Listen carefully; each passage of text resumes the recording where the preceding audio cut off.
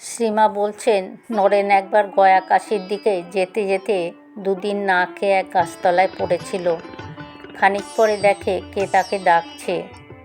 একটি লোক খান কতক লুচি তরকারি মিষ্টি আর এক ঘটি জল সামনে ধরে বলল, রামজির প্রসাদ এনেছি, গ্রহণ করুন।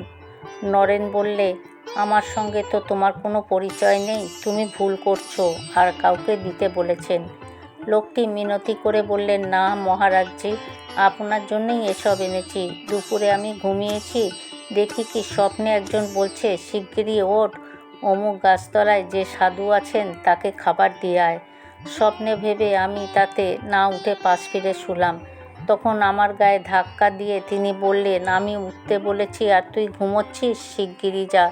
তখন মনে হলো মিথ্যা স্বপ্ন নয়, রামজির হুকুম করেছেন, তাই এসব নিয়ে ছুটে এসেছি।